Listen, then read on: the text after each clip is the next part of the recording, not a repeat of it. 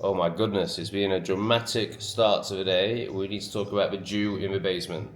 So, this morning I woke up to these text messages. Now, I don't get any text messages. There's like 3 people that text me. So my WhatsApp said 6 messages. So immediately I go into, oh my god, my dad's dead. Because he was going to message me 6 times unless something awful has happened. Well, it turns out something awful has happened. So the Jew in the basement, called Kabir, has messaged me. Sorry, you up, I fell out. Just come in. Okay, so I didn't actually properly read these messages. I just skimmed read them before. I didn't realise that it's up. You'll understand soon. Just come in, don't let dog in, I have lower back. Can you please help me get back in bed? I am on the floor, my back is out. So that was about 20 minutes ago, so obviously I'm just like, oh shit. And go straight downstairs. And I walk in shouting his name, expecting him to be on the floor. And the woman that owns this place is already down there. So she comes up to me, this is before I've seen Kabir. She comes up to me with, translated on her phone, can you tell this man he needs to go to hospital? There's people there that can look after him. So I'm like, okay. And I walk into his room and he's just lying in bed. I can't see his face, he's got the covers over him. And so I relay that message. I'm like, she thinks you need to go to hospital. And he's like, I can't remember what he said, but it's something like, he just dismissed it basically. He was just like, right, yeah, okay. So then I was like, how long has this been going on? And so basically so when I met Kabir, I thought he was dying. He's probably the most unhealthy looking man I've ever seen that's not like in a hospice. No, I mean, he's got a horrendous body shape. He's a big guy. He's on a stick. His posture's horrendous. But then his legs have got, I don't know what to say, but they're just like, I don't know, you'll probably know it, you'll have seen it on fat people where like their legs just start going mouldy, basically. Like their skin dies is what it looks like to me. So when I first saw him, I just assumed that this was like a declining condition and the guy was on his way out. And we got chatting, and after a few days I felt like we were in a level of, I'll use the word friendship because that's just what people understand these things as. A level of friendship where I could ask, are you dying, bro? And anyway, he spoke about it as if it wasn't that big a deal. This is his legs I'm talking about, and as if they were getting better. He talked about how the woman here had helped him a lot. He refers to her as some sort of doctor. I don't know if she's like a qualified doctor or what, I don't know. And he seemed to think that he was going to get better. And I just looked at those legs like, well, I suppose I took his word on and I was like, alright, great, happy for you, mate. But this is what I mean. So I've been able to sit here for 10 minutes, it's 8:30 in the morning, really nice, sun's coming in, and now someone's just put some drum and bass on. It's not drum and bass, I just call all shit music drum and bass. Anything with a beat that retards, numb themselves out to. It's just awful, man, but like for a culture to have it as normal to do that at 8 in the morning, like I just can't get with it. Like, nah, I'm not doing it. Anyway, back to Kabir. So he says it took 4 men to get him back into bed. So I can only assume she's gone and got some of the builders from next door. Because everyone who lives here is like a total zombie, like no one talks to each other. I don't even, apart from Kabir and her, I don't even know who lives here. Like I've seen a couple of faces and they're just like that, they don't want to look at you. Like it's a typical type of person that would live in a sterile little fucking box. So she's translating to me, and this is the problem, so his main carer, like, they can't speak to each other. So these are the joys of being an expat. It's so shit, honestly, being an expat is so shit. I mean, so's living in England. Like, obviously, our homelands are being invaded. There's nowhere for us to go. There's nothing for us to do. There are places for us to go, but they're not our places and not our cultures. Shit, whatever. I think it's slightly less shit being an expat than it is living under absolute tyranny in the UK. But yeah, it's fucking shit. And when stuff like this happens, it makes you think like, oh my god. Okay, let me try and remember what happened next. So basically, she started talking about. This is all through translator, obviously. Started talking about getting a stool sample from him. So I'm like, she wants a stool sample from you, and he's like, right, yeah, I'll try and go to the toilet in 2 hours. And I'm like, how are you gonna go to the toilet? And he's like, I don't know. I'm like, when's the last time you went to the toilet? He goes, 2 days. So I went, Kabir, I totally understand why you don't want to go to a hospital. I hate hospitals. I don't trust hospitals. I totally get it. And tell me to shut up at any moment because I appreciate this is very stressful and it might feel like I'm getting at you. But what is your plan? Like, this isn't sustainable, bro. And basically, his plan is to send me to get him some drugs. Some, what does he want? He wants ibuprofen, naproxen, and then the hard stuff. He wants some oxytocin and oxycodone. Sounds like fun, doesn't it? I might pop a couple. Get me through the fucking day. I'm joking, I'm not. I've had my stage of opioids. It didn't last too long, luckily, only a couple of years in my 20s. Oh my god, they're so amazing. It feels like, oh. They make your nose itch, and it's just such a synthetic high. It really isn't very satisfying after not very long at all. Is that where we're at? I think that's pretty much where we're at. So I've got to go and buy these drugs. I said, Bo, no problem. I'll do anything to help you, but first I need a coffee. And I need to talk to my people and make some content out of it, obviously.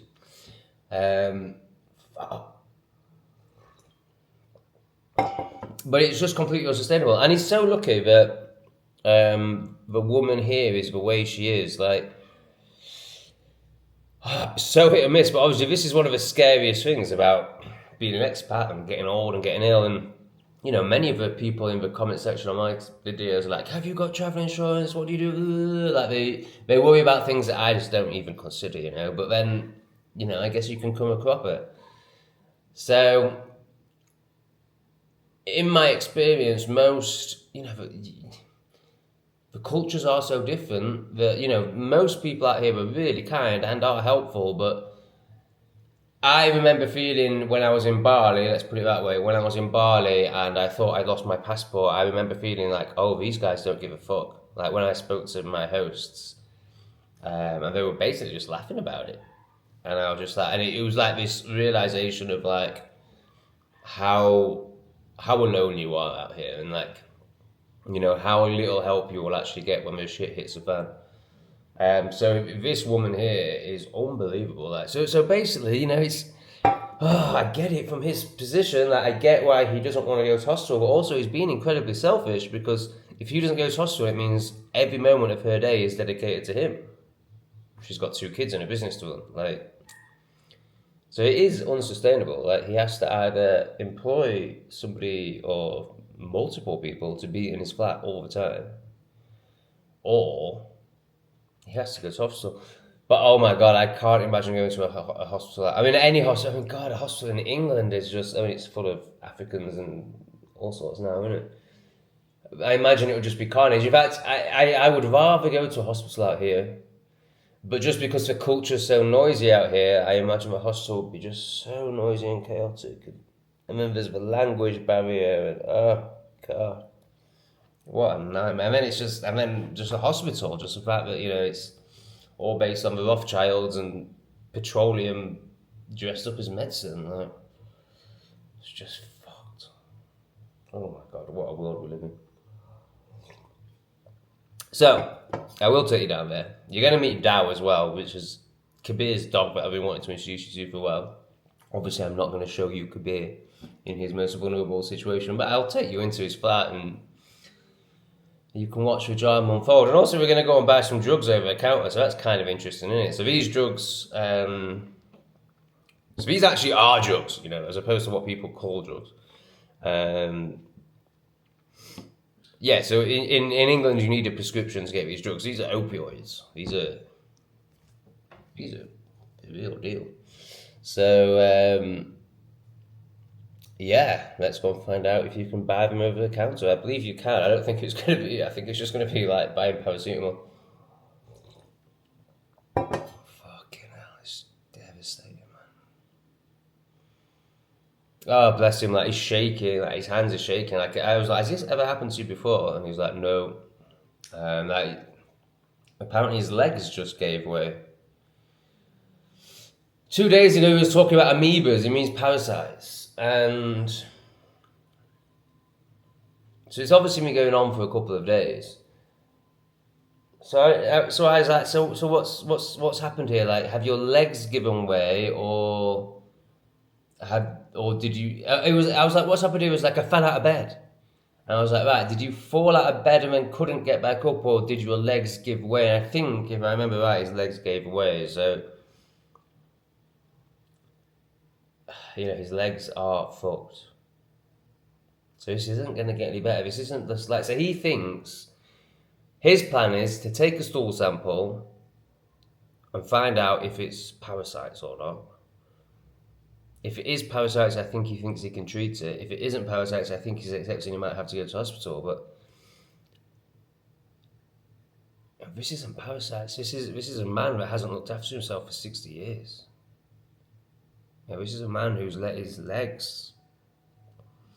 Don't know how it happens. When I asked him about it, he talks about basically not moving for a few years.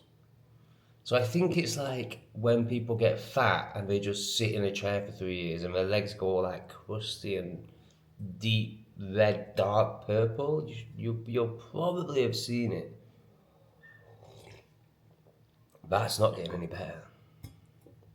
Like maybe over time, but it's not like that isn't just going to sort itself out in the next few days, and he's suddenly going to be able to get up and get out of bed. And his mobility was terrible anyway. Like he uses a mobility scooter. He's got a stick. Walks very slow, very unsteady. Yeah, I guess it just shows how bad it is in the West now. But even a fucking Jew. I don't hold it against him. Obviously, on an individual level, I don't see any of that stuff. Well, that's not quite true. If I walk past, one from Bongo land, I see it and I feel it and I avoid it and yeah. But yeah, your average J, I don't notice it. But even for let's just forget that. It just shows how bad it is. So he's from America. Well, fuck knows where he's from, but I think he talks about California as if it's home.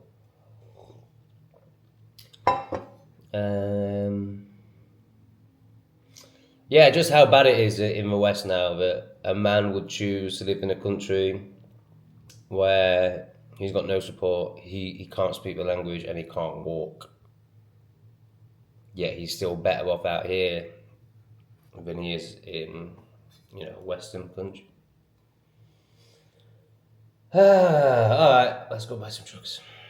Also take this opportunity to buy a fucking doggy. So he's got this young puppy, which obviously, he's quite good with it actually, but he can't move. And then there's a Vietnamese family that have no idea what to do with a dog. So this dog doesn't leave his grounds, which, isn't terrible. He's got a garden, compared to a lot of dogs in Southeast Asia, he's got a pretty nice life. But he doesn't get walked, which for me is just, owning a dog and not walking it is just crazy. So I've been saying for ages to Kabir, get a lead and I'll walk him, but I want a slip lead because, anyone who knows anything about dogs and understands leadership and how to train a dog and communicate with a dog and what's an actual proper relationship with a dog will always use a slip lead.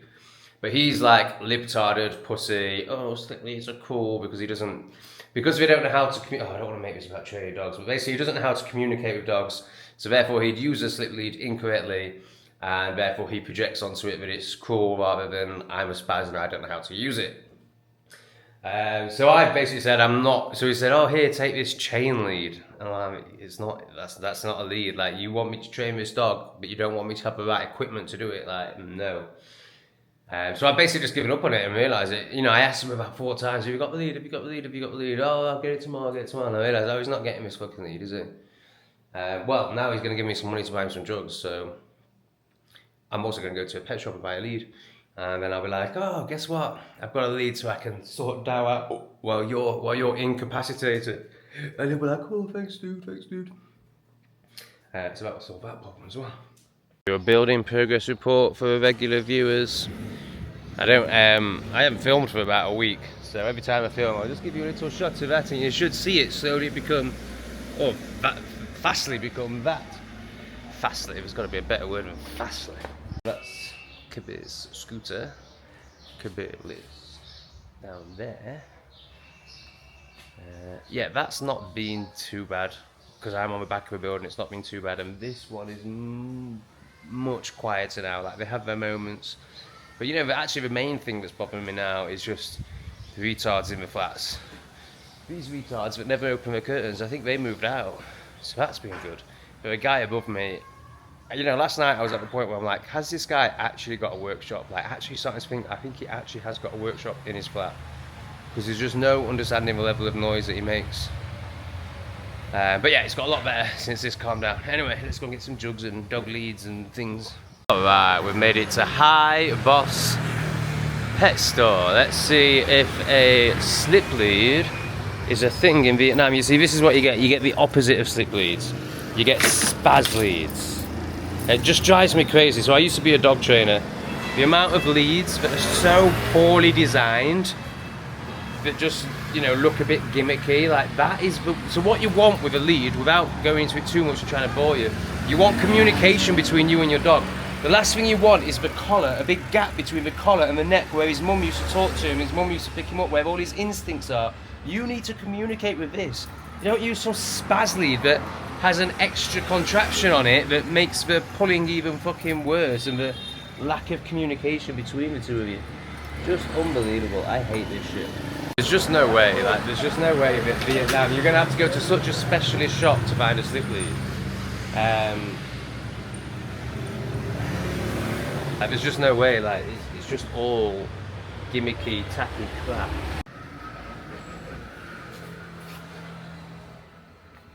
Hello! Right, yeah, I think they're the only leads. Right, I can make a makeshift slip lead. If I clip it there. It's not good, but I want to walk down, and you know, he needs to be communicated with. That dog is crying out for leadership. So yeah, I am going to buy this and just use it like that. Please. £1.50. I should have done that ages ago. You know, for about a week now, I've been having this mental battle in my mind where it's like, you want to walk the dog, you want to do something good for the dog, just buy a fucking lead. And then I've been like, but I shouldn't have to buy it, he should buy it. And therefore I've not been walking the dog, and I've just been depressed in my flat when I should have been out walking the dog over £1.50. What is that? Oh, I think it stopped. So I've been wanting to talk about how infantilized the society is for a long time. Oh, it's coming back. Is it going to be the same? So I've just pulled up to this pharmacy, and they were literally playing like baby music, like nam nam nam nam nam, like a baby. I've never heard anything like it, to be honest. Anyway, let's see if we can buy some drugs. Sadly, I forgot to translate the drugs into Vietnamese. Hello. Does anyone speak English? No. Okay, no problem.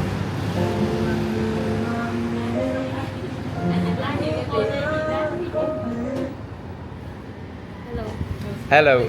Translate. English. Oh. 1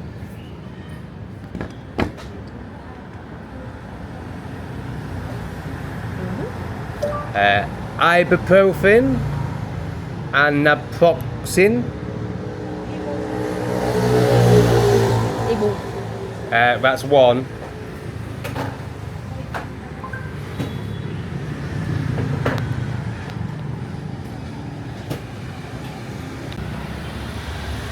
So I've just asked if they sell any opioid painkillers, because she doesn't seem to know any of the brands. No? Oh, okay.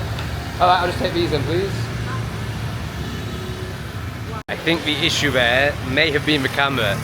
I think when I mentioned the brands, she didn't know what they were, and then when I said, have you got any opioid painkillers, she started walking away as if she was going to go and get some, and then she saw me switch on the camera and she just shook her head. So I think I need to go to another one without the camera and ask for opioids. Okay, so I'm starting to think that they don't sell opioids over the counter in Vietnam. I mean, I certainly remember in Thailand seeing signs for, I think, Valium and stuff like that. But yeah, anyway, so I just went in with, look at this, fucking brilliant. So Vietnam. Wow.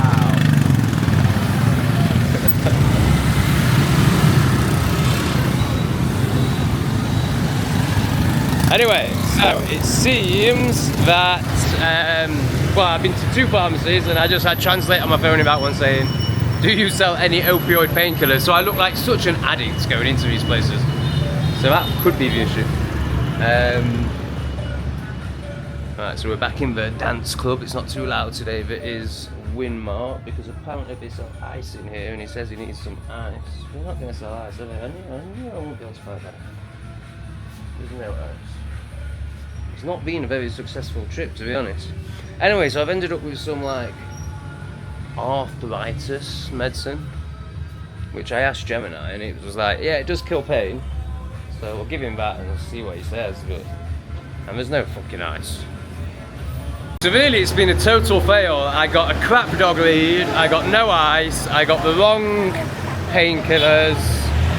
So I haven't actually got anything that he asked for. I did manage to get the ibuprofen. I got one win. Let's go and see what he says to my... I've just crossed this road when I didn't need to, so now I've got to cross it again. It is unbelievable. It's never usually this busy, so you just walk out in Vietnam. You just walk out and they stop. I know, you're going to think that that was me being really rude and entitled. No, no, no, it's not. A little 6-year-old girl literally just walked out. It's even though I'm starting to realise that, oh no, this is how you do it. Like, for example, if I'm parked here and I set off that way, so I cross traffic, I wouldn't check what's coming that way. I just check what's coming this way and I just go, and it's expected that the cars coming this way will stop for me. You know, it's totally the opposite way around to how it is in the West. Bonkers. But yeah, when that little girl was stepping out into all the traffic, I was just like, it's just what you do out here. And vans, because it's not noisy enough out here, they've decided that if a van is indicated, it needs to beep like that. I do want to do a whole video on this, but when I'm talking about infantilized society, I'll just give you a few glimpses of what I'm talking about. It runs really deep, actually. So obviously we're all, oh my god, it's so bad. We've all been infantilized. Like in the West, we're completely infantilized, childish for the retards. But out here, it's really strong, like the Hello Kitty stuff and the ears stuff. It's really interesting. I'll do a video on it when Kabir's not dying in bed and waiting for me to bring him painkillers. Painkillers in Vietnam, that's what he's asking for, but the pharmacy... Is it possible to buy opioid painkillers in Vietnam? That's what he's asking for.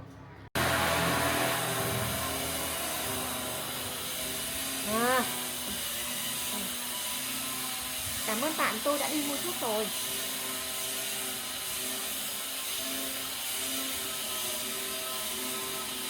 Thank you, I've already gone to buy medicine. Oh, okay. Okay. He's got 2 lots of medicine now. Alright, cool. Hello, little one. Hello. Look what I've got for you. Yes, I've got you little leaders. Alright, so is this a carer? Yes. sounds like there's been a lot of progress since I went out. Sounds like he's already got medicine, and there's another woman here to take his shit samples. Don't worry, Dawson. Don't worry, Dawson. Don't you worry. We'll get you unchained and we'll get you out. We'll give you some good attention soon. Yes, we'll give you some good attention soon. Yes, we will.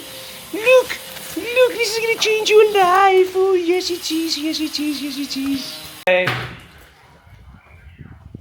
Hello. You speak English? Can you grab it? That package? Yeah, sure. Oh, I love that. I think these packages are for Kabir. Hello. Package?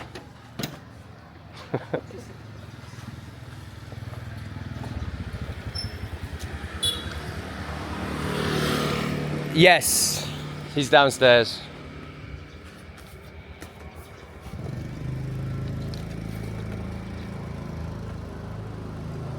So I think Vietnam is a really honest country. Obviously you're going to get little things like my old landlord, but so I've just given these guys 100,000 dong for something that costs 81,000. And it would be, you know, if you were in India or Pakistan or Bangladesh or anywhere like that, Africa, there's 100% Egypt, Morocco, 100% no change. You know, they're just like, oh, I have no change. Like, it was just 100%. Whereas these guys, you know, they go out of their way to find the change. And I'm very close to saying, don't worry about it. I mean, it's 50 pence, plus it's Kabir's money, not mine. But, you know, the fact that they're even trying, you know, somebody that's just on a bike offering a postal service is even trying to get change for you. Like, that just wouldn't happen in so many foreign countries when you're the foreigner.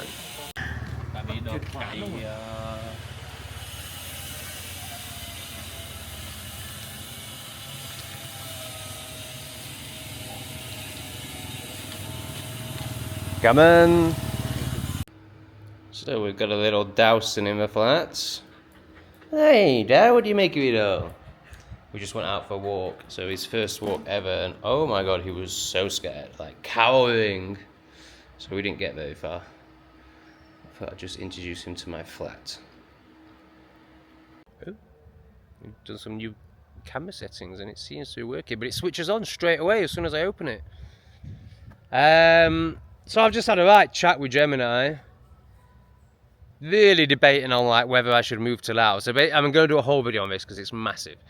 But you know, basically Laos is quieter, but not as good infrastructure, and internet is obviously a big one for me.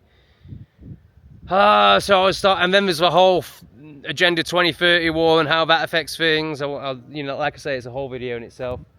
So basically, I was aiming on staying in Vietnam and finding a quiet spot, and it basically recommends living out here. I don't think you're going to be able to hear it, but even out here there's music. There's this constant boom, boom, boom, boom in the background. It seems to me that you cannot get away from it. It's so frustrating because the lat is just perfect. You know, like there's loads of badminton clubs, there's loads of pickleball clubs. Like I could get involved in that. In fact, I am going to get involved in that. You know, I can really see that I could really create a life here. Like I could actually like live and do stuff and have hobbies. But there's just music, construction, and people shouting everywhere. So yeah, I really don't know what to do, but I'll be doing a whole video on that.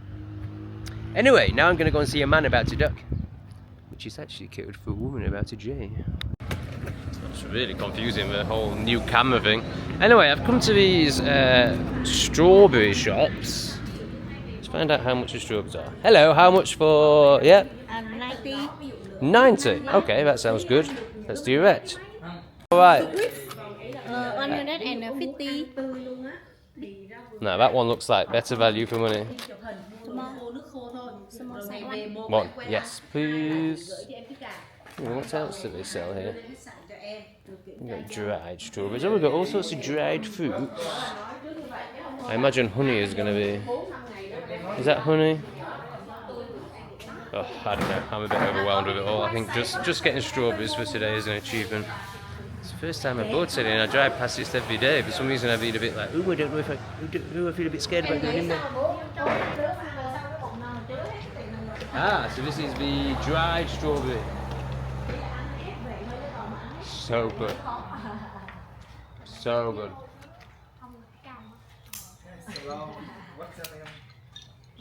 Alright, this is more like freeze dried. You talking to me? No, just thought I heard what's your name in English, so. Hi! How you doing? Okay. Okay! This one is gorgeous. YouTube! YouTube. How did I know we were all going to do that? So how much is that? 120. Okay. For now, I just take just this for now, but I remember. Thank you. A strawberry growing place here. Like every business grows strawberries. So I drive through it every day when I go to the lake, and it's the first time I've stopped. So you're about to see another much smaller example of a strawberry seller here. It's amazing. Like, I mean, these are obvious. Like, they sell strawberries, but the amount I need to go in confidence. You know, it's basically whether I'm smoking or not. But the difference in your experience in a country like this, on whether you're, you know, there's going to be people watching this. Like, what do you mean you're scared to go into shop? But it's just like, it's so overwhelming and it's so different and it's so hard to navigate.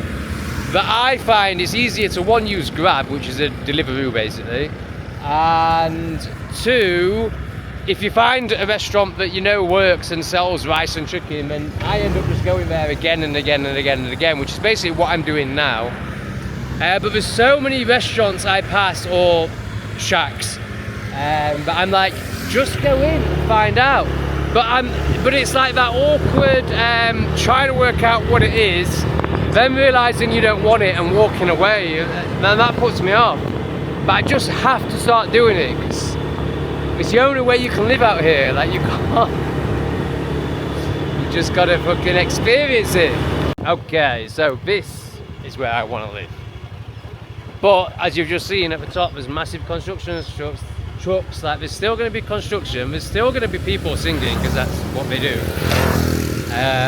But this is clearly where I want to be living. Now the girl I'm going to go and see now, she pays $4 million a month for her, basically, you know, she's got something like this. I wouldn't be able to live in it,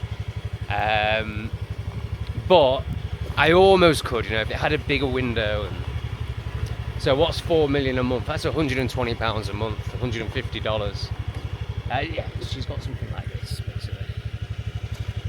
And she's got, obviously I'm not going to show it you, because, you know, you should have worked out why by now. If you haven't, then you're too retarded for me to explain.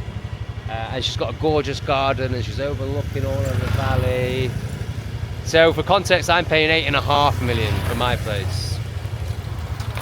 So it's doable, you know. There are quiet, gorgeous spaces out here in Dalat. Once I've seen this lady, it's pretty much going to be the end of the video, I imagine. What I'm going to do today is I'm going to make it my mission. Right, so I've got 2.5 months more of my contract on my flat. So basically, definitely 2.5 months more in Dalat. I'm not losing another deposit. I'm really not. I'm going to join a pickleball group, an expat pickleball group. Basically, I'm going to give Dalat the best chance. I'm going to throw myself into it. I'm going to join everything that I would want to join, which is basically just badminton, pickleball, and a gym, and go for it. And then I've got a comparison. Then I know, like, okay, so this is what Dalat can offer. Now let's try Lao, and I'll have to accept that I won't get any of those things, but I might get peace and quiet, which is probably worth more. So today what I'm going to do is I'm going to... Really? Was that really necessary? Did he really need to beep at me like that with all that space? So apparently in Lao, very much like England, it's seen as rude to use your horn, rather than, you know, so that wasn't rude, that's just what they do. So basically what he's saying to me there is, I'm coming past you, don't suddenly jerk to the left. But like, of course I'm not going to suddenly jerk to the left. And if I do set off, I'm going to turn my head over my shoulder and I'm going to look first. You don't need to fucking make all that noise as you come past me. I hate it. I just can't. I just hate it. So Lao isn't like that. And I just can't stand it. Anyway, so there's this, they have a WhatsApp out here called Zallo, and that's where all the pickleball stuff is on. So I'm going to make it my mission today to join Zallo, because that's quite difficult. And if I can do that, then tomorrow I'm going to contact these pickleball clubs and, you know, get that ball rolling, get that pickleball rolling. Anyway, let's go and see a woman about a dog. 116 and 2 coconut. Man, I just did a whole clip which didn't record because of the new on-off thing. So I must have switched it off when I meant to switch it on. But yeah, basically I bought some bananas from there. And I was like, I'm not sure these are ripe. And then when I brought them to the counter, he was like, no eat now, no eat now. And then he pointed to the back where the ripe bananas are. Now those of you who've been following the journey will know that I haven't eaten any bananas since I was in Cambodia.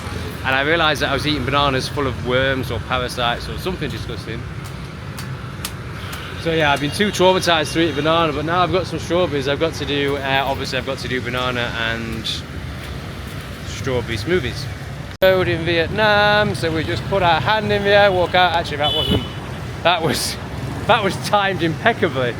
There was no traffic at all, which is very unusual. But yes, basically that's what you do. You just put your hand in the air and you go.